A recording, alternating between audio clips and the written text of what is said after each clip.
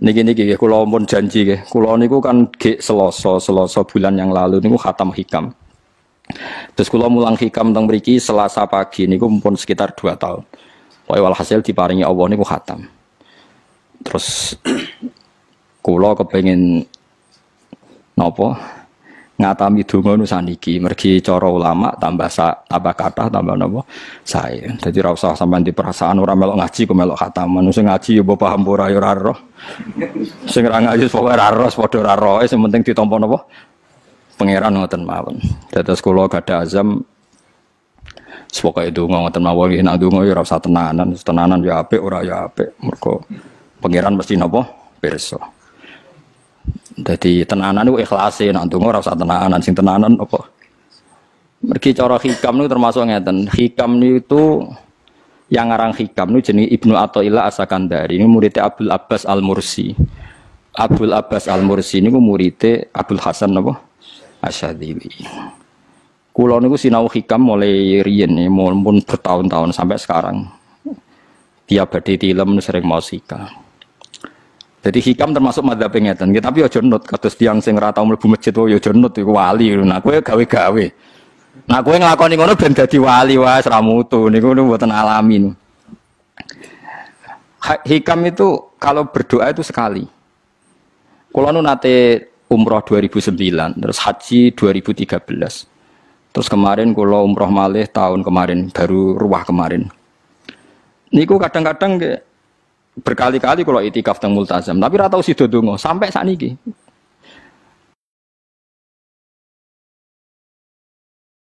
Mergo donga mbok pisan tok, anggere donga neh. Lho pangeran ijek eling kok tak elingno. Mergo hikam termasuk mengingatkan gitu. Kamu kalau doa itu jangan ulang. Karena yunabbahu iku man yajuzu alil ikhfal, yang boleh diingatkan hanya orang yang mungkin lupa. Allah ora bakal lali kok mbok elingno. Dadi kula anggere ning ngarepe multazam pe donga. Lho dong aku wingi pangeran cek eling. Ya wis ra sida dong. Mu anggere ape dongone, tapi ndak gawe-gawe lho, saya asli, maksudnya asli. Anggere ape dongone.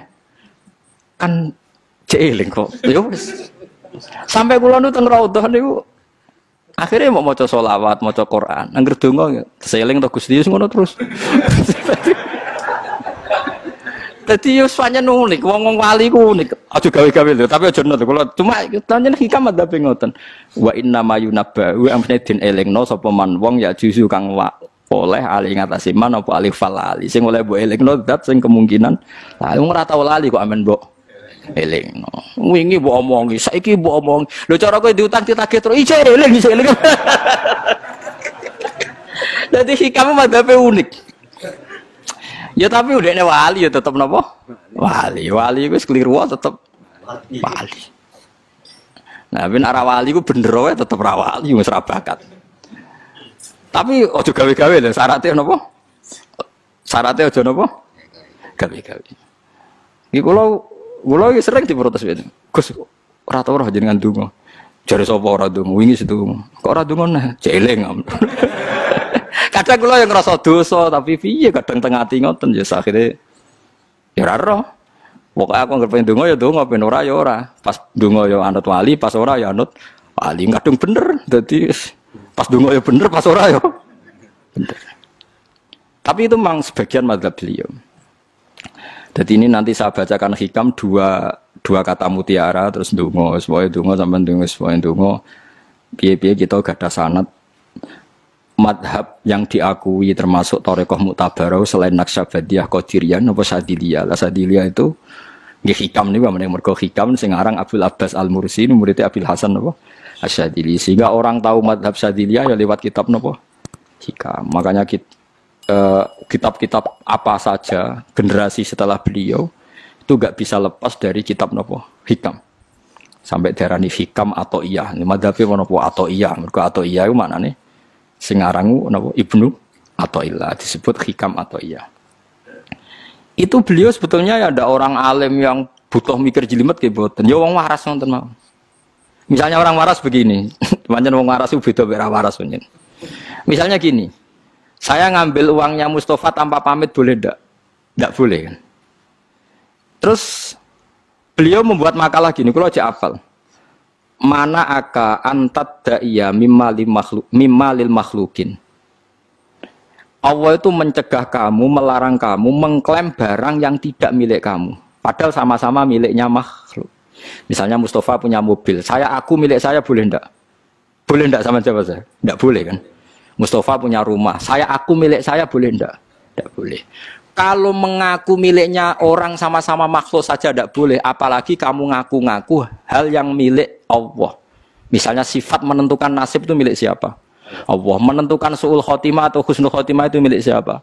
Kamu tidak boleh. Misalnya gedeng orang, wong ngono iku mesti su'ul khotimah. Lho sing nentukan itu milik Allah. Wong ngaku barange wong ora oleh apa meneh ngaku sing hake Allah Subhanahu wa taala. Jadi sebetulnya nak ngendikan ya normal saja. Artinya ijtihad itu kan normal, tidak perlu orang pinter banget. Tapi sing roh itu wong waras ngono maksudnya. Setelah dijelaskan kan masuk akal. Kayak tadi.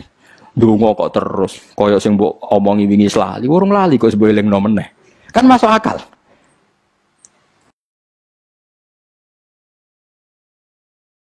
Tapi kok jangan anut aku, mergo ora asli, ora asli. Wong anut-anut kan mboten apa. Dadi ini kula waca kalih mawon nggih, kenangan kula ben dadi nggih kenangan kula napa makalah sanggeng napa hikam ya. Iki kula waca Arab ya mawon engko napa. Bismillahirrahmanirrahim. Kula nak maca malah bingung, biasa apalan malah maca.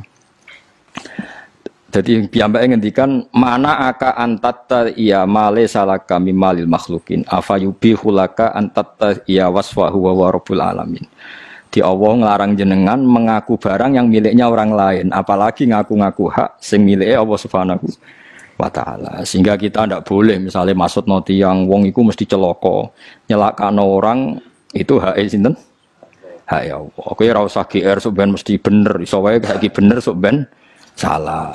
Kamu juga enggak usah merasa salah, iso wae saiki kira saleh sok ben saleh. Ya sudah itu hak ya Allah, sudah ndak itu.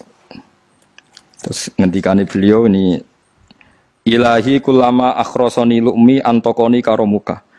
Gusti ketika saya didiamkan oleh kesalahan-kesalahan saya, antokoni karomuka, maka saya digerakkan oleh sifat lomane jenengan.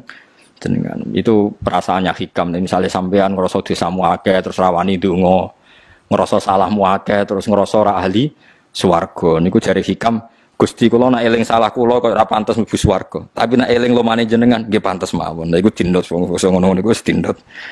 Dina eling dosamu sampean akeh kan gak pantes mlebu swarga. Tapi nak eling jembare rahmate Allah nggih pantes mawon.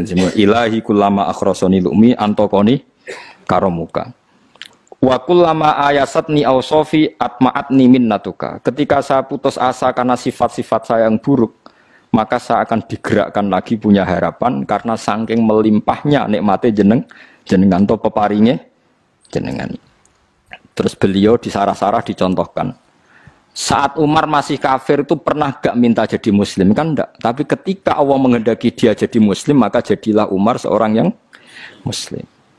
Jadi orang tanpa keinginan pun kalau Allah menghendaki baik ditarik yang menjadi baik.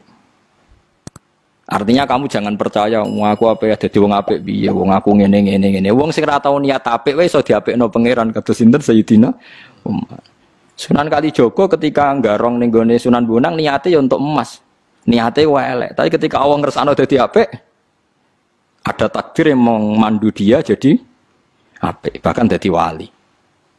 Itu fakul lama ayasatni ausofi, ketika saya diputus asakan oleh sifat-sifat saya yang buruk, maka saya akan diharapkan lagi, diberi tomak, diberi harapan oleh banyak peparingin apa jenengan. Jadi intinya kalau suwun khasnya madhab Sadili itu melihat sisi positif.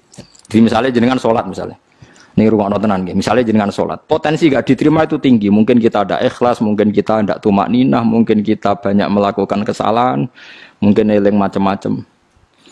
Itu potensi yang menjadikan kita sholatnya tidak diterima Allah. Tapi cara madhab Sadilah berpikir gitu itu tidak boleh. Kamu harus ingat bahwa sujud ini luar biasa. Banyak orang yang nggak diberi anugerah sujud. Orang bertahun-tahun, berpuluh-puluh tahun hidup kafir tidak pernah sujud. Kamu sekarang ditakdir mau Sujud. Jadi mestinya kena sholat bersolat subuh, matur nuwun Gusti tadi saya sujud sama jenengan, matur nuwun Gusti tadi saya rukuk sama jenengan. Gak usah mikir buat ditampa apa ora, eling terus. Nanti setelah zuhur ya begitu. Eling terus tadi ditakdir sujud, ditakdir rukuk, ditakdir sholat. Sehingga madzhab Syadziliyah itu sampai mengatakan begini. Orang yang beribadah meskipun sedikit dan yakin bahwa itu peparingi Allah, minnah dari Allah, itu lebih baik ketimbang ibadah banyak plus merasa kurang. Di misalnya Mustafa sholat, bersolat duhur gak marem, wah, mungkin duhurku salah terus berbadiah kok sholat meneh. Sing kula sholat duhur tok ora usah, saking syukur kula, iku duhur kula makome. Ya nganti saiki duhur kula perkarane ngene iku dene kelakuane cek ngene iku dene. Karena ketika diberi pangeran ora marem. Kurangnya, tapi kurangnya niat elek. Kayak pangeran polisi, ngono pangeran ra nampa kurang ngene kurang. Pangeran ora ndek watak ngoten. Enggak terlalu prosedur wong wis sujud niate apik yo apik.